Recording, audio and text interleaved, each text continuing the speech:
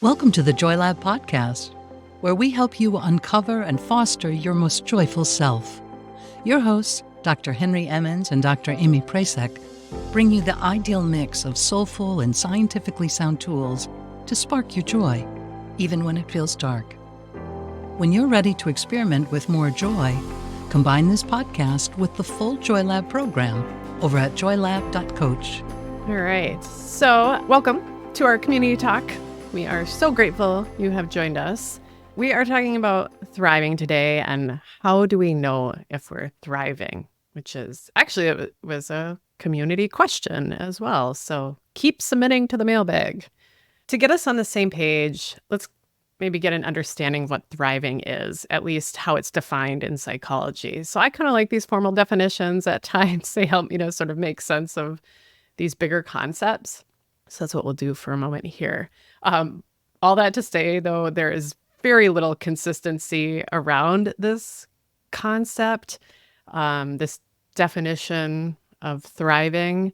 And actually, so often the words flourishing and also well-being are usually used kind of interchangeably when folks are talking about thriving and flourishing, and then optimal well-being or well-being. With all that said, though, I do want to highlight Dr. Martin Seligman's, what he calls his well-being theory, which is also a definition of flourishing. So you can see how that happens right there. But I think it's really helpful, also known as thriving, right? So here we go. This is what he says. To flourish is to find fulfillment in our lives, accomplishing meaningful and worthwhile tasks and connecting with others at a deeper level. In essence, living the good life. So there are 5 blocks or building blocks that enable flourishing, as Seligman lays out. And he uses the acronym PERMA to identify these. So P is positive emotion, E, engagement, R, relationships, M, meaning, and A, accomplishment. So those are the building blocks of flourishing. And we'll dig into these, I think, in a podcast episode or several episodes, because I think this is really helpful. And the key thing that Seligman notes about these building blocks is that they are learnable. They're skills. There's strategies to increase each of these. And what do you know? We really work to enhance all of these building blocks in our Joy Lab program and other resources within our natural mental health community. So I want to note as well why I think there is so much uncertainty around this idea of thriving or flourishing. And I think these are helpful to note because they can break some of these kind of unconscious barriers that we might have with this idea that we can all thrive. So the first reason I want to note is that the application of psychology has been, in more recent times, I guess you'd say, has been limited to a very tiny but important aspect of our mental health, which is getting rid of negative symptoms. And I'll integrate some quotes here from Seligman because I think he adds some insight to some of these blocks that might show up. So here's something Seligman notes to highlight this. He said, "It used to be that whenever I introduced myself to people and told them I was a psychologist, they would shrink away from me because, quite rightly, the impression the American public has of psychologists is, you want to know what's wrong with me." Henry, I'm sure as a psychiatrist, you also get this sort of flavor of response back from people. So that's what it is. So there is that energy, but there's also certainly the practice, that focus of what is wrong in psychology. It is the traditional medical model. I'm sick, make my sickness go away. And when the sickness is gone, when the symptoms alleviate, then that is success in the model. So it's sort of like zero is the goal in this system. And so then we're not really encouraged or trained to think beyond zero based on that kind of medical model. And so on that note, I think that this idea of thriving can be hard to wrap our heads around because we have then a very linear approach to mental health. So again, the common goal is essentially zero. And then when it comes to mental health, if you have no symptoms, you must be on the right side. So you're doing fine. If you have symptoms that's negative, you must be on the bad side. It's very black and white. But it's just not true, right? We are a multitude of qualities and strengths and struggles. And amidst it all, we can still thrive. We can still flourish in these unique ways that get dismissed, I think, when everything gets interpreted so rigidly. So I want to bring another Seligman quote here to highlight this. He says, I think you can be depressed and flourish. I think you can have cancer and flourish. I think you can be divorced and flourish. When we believe that happiness was only smiling in good mood, that wasn't very good for people like me, people in the lower half of positive affectivity. I love that quote because I am also in the lower end of positive affectivity, and we talk about that a lot on the podcast. So this quote suggests to me one more reason, again, why I think thriving can sort of sound unattainable for some of us, right? If you're not an optimist, you weren't born with those traits. Again, it doesn't matter. Some of us may be born with a tendency toward more positive affectivity, you optimists, some maybe not. Doesn't matter. So this is just one of those factors, again, that Seligman notes in PERMA, which is positive mood. It's just one of those building blocks that maybe you optimists might have a lead on, but these are skills that can be developed. So wherever your starting point is, or wherever that temperament might sit, there is this space for skills and practice. And that's what we work on here at National Mental Health and Joy Lab. I want to give one more quote from Seligman to highlight why the practice of these factors of flourishing and thriving are actually the point. So the practice is the point. So I think of flourishing and thriving as a practice, not really a state. The learning, the making sense of these factors uniquely for us. Here's what he wrote. Suppose you could be hooked up to a hypothetical experience machine that, for the rest of your life, would stimulate your brain and give you any positive feelings you desire. Most people to whom I offer this imaginary choice refuse the machine. It is not just positive feelings we want. We want to be entitled to our positive feelings. I love that. So when I think of thriving, when I think of flourishing, I really think of the work, the practice that we do here, that many folks have, Seligman has taught and shared, that many folks engage in just instinctually, the practice of our elements, the uncovering of our innate resilience, of our innate flourishing. So, Henry, I know you have a lot of good stuff to share here and a little practice for us at the end, but maybe you can continue on with more about thriving. Thanks, Amy. Yeah. So, that last quote that you read by Seligman, what I thought he was going to end with is not the part about we want to be entitled to our positive feelings. Yeah. I think that's what it was. Yeah. I thought he was going to say we want to also have some of our, quote, negative feelings, which I think is a legitimate part of thriving. And he said as much in one of the earlier quotes, you can be depressed and still thrive. You can certainly be sad and still thrive, or fearful once in a while and still thrive. It's just the idea that we want to be our whole selves, which includes both sides of that. Also, it occurred to me when you read his first quote, I think the definition he gave was basically to have meaningful work and to have, deeper relations, connections with people. Yep. I don't do this very often, but it made me think of Sigmund Freud, who it's an interesting leap. I know, where is Henry going with this? Do tell. Because the one thing that I kind of remember positively that Freud said was his keys to whatever he called a happy or successful life were to love and to work. And I think it's the same thing Seligman is saying, to love or love well, as we talk about, and then to have some sense of meaning and purpose and so forth, which might come through work and might come through other things. But so, you had alluded to this too, Amy, that in mental health care and treatment, as usual here, at best, we work to get people back to their baseline. So I think you said 0.0, wherever they were, and you kind of go down or up from that. We want to help people get back to that baseline. which is important and super helpful. But I think that Seligman's work and others in the positive psychology movement are pointing out something that people in the spiritual traditions have always known, is that to really, really live well, you need more than that. You need more than an absence of symptoms.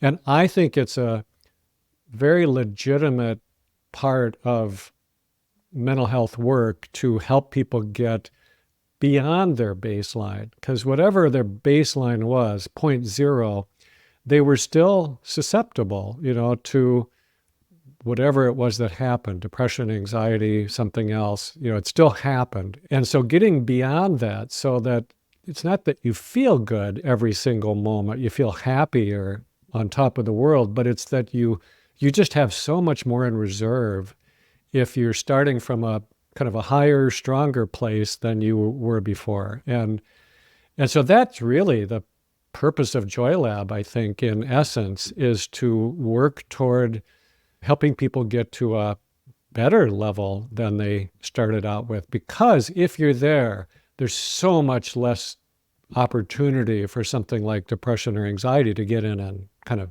take you down. So I think it's just great that this question came up, because it occurred to me when the question did arise, how do I know if I'm thriving? It occurred to me that you could just think about what we're doing in Joy Lab and think, oh, this is just one more way in which I might not quite live up to what I want to live up to. It's one more opportunity to fall short if I'm not really thriving in my life. And I think it's just really good that we're talking about this, because I believe that, first of all, it's a work in progress. None of us get there and stay there all of the time. And I think, too, that it's something that looks different from what most people would imagine it to be. The way we talk about it, we think about it. It's not what you might see in a commercial or on Instagram or Facebook, or when you're seeing people, living their best life, leaping in the air, whatever it might be. Those are good things. I'm not dismissing that at all. But that's not what real joy or real thriving means to me, at least. So I thought it might be helpful to explore what does it feel like then? How do I know if I am there or not? And I want to bring people back really quickly to a conversation we've had before in Joy Lab about the prefrontal cortex. So the left and right prefrontal cortex, which has quite a bit to do with this conversation, I think. This is really oversimplifying it and maybe even distorting it a little bit, but I think it's good for illustrating this. And very simply put, when your left prefrontal cortex is more active, you're in a state of being willing to approach, like kind of opened up, and you feel safe and secure, and you can approach another person or approach a task or something going on in your life. You have this sense of openness and maybe even a sense of expansiveness.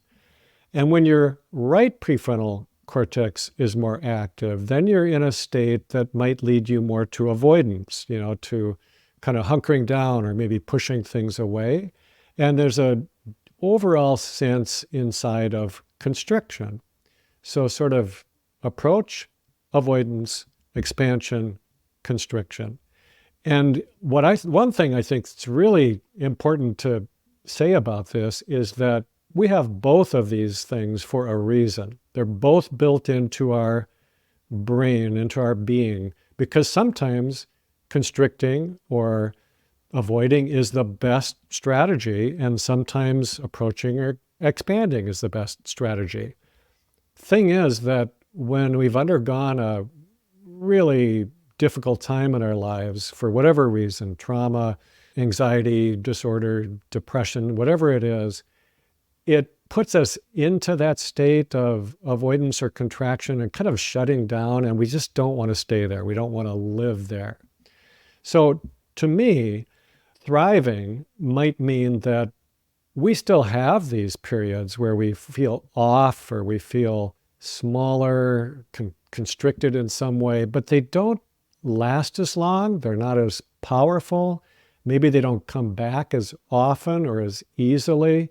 And we're also able to be aware and live in this state of this greater openness and, able to reach out and expand in our lives. So it's not that we never have that. We're not living in a certain positive state all of the time, but we're maybe there more of the time.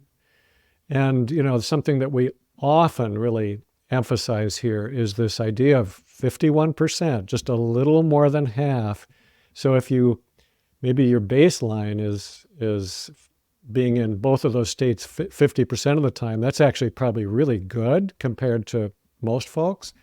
But even if you're there, if you can move it up a little bit, 51%, 55% of the time you're in that more open, positive state, that's great. That's going to make you less at risk for future problems with your mental health. It's also going to make life simply more fulfilling and enjoyable.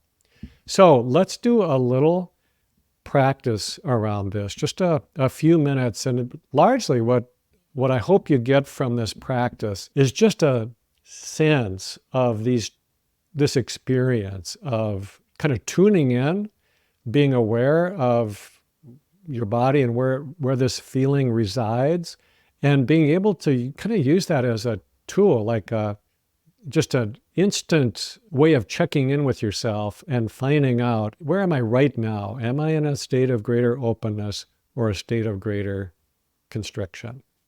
And I like this because it's so simple and because it's so easy to notice if you have a little bit of training and know how to tune into yourself. This is kind of learning to be able to feel what is going on in your body, in the kind of the viscera, the heart and the gut of your body, somewhere between the throat and the groin. It's just tuning into the sensation.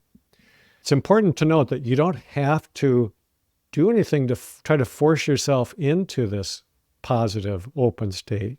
All you need to do really is notice. And simply the act of noticing often, not always, but often, allows us to open up just a little bit more. So let's start. So whenever you're ready, you can just let yourself settle in to this moment, doing your best to be present with your body and allowing your mind just to calm, just to kind of settle. If you've been busy or stressed or have lots of thoughts rolling around, that's okay, but invite them to quiet down a bit. A good way to do this is just to let your body sink into this chair, this cushion, this floor, this ground, however you're holding your body up, just letting it settle and sink in.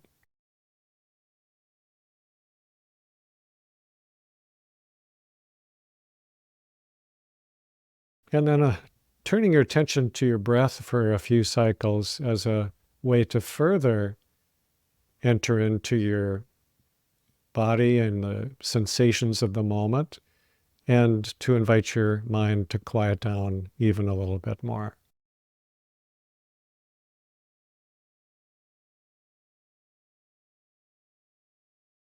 So simply aware of your breathing. What's it feel like when you're breathing in? Expanding. And what's it feel like when you're breathing out, letting go?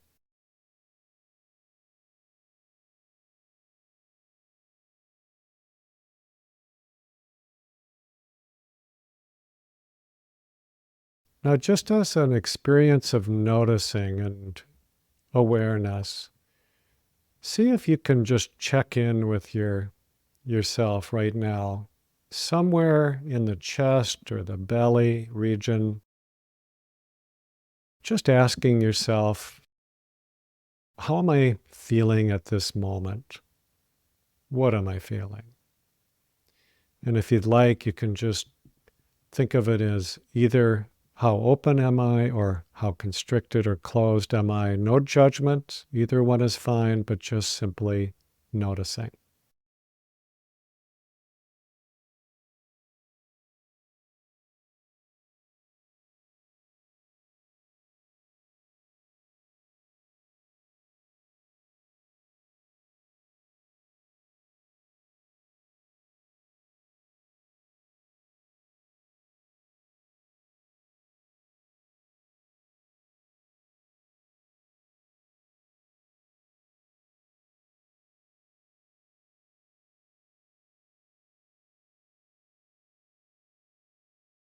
Right now, do I feel more open or more closed? When you feel open, there tends to be a sense of expansion, sometimes a feeling of warmth, and often a sense of flow, kind of like a freedom of movement. This can happen no matter what emotion you're having right now, no matter whether that emotion is considered positive or negative. You can still have that sense of flow and movement and openness to it.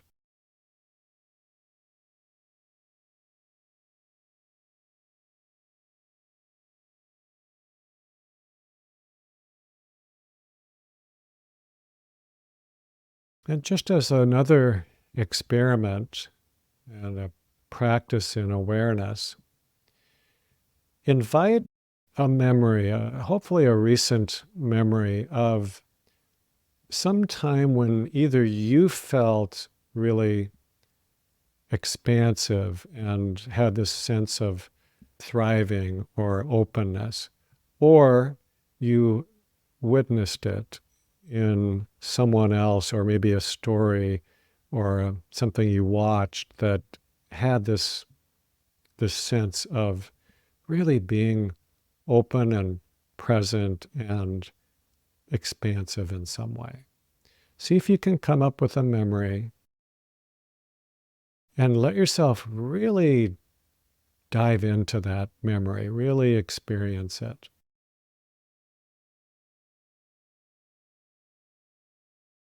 Just for a moment.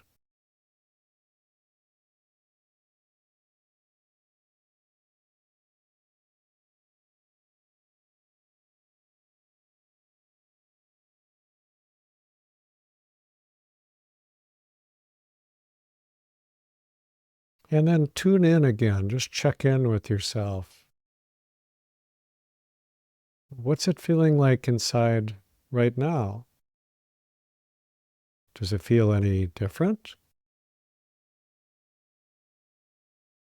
Does simply bringing this to mind change anything about your current moment-to-moment experience?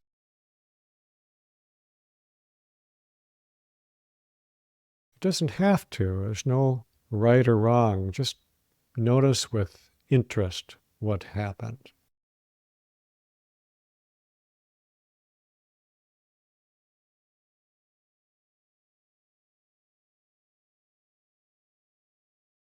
And before we bring this to a close, maybe you can just know that this is something you can do at any time, almost in a second, in a moment.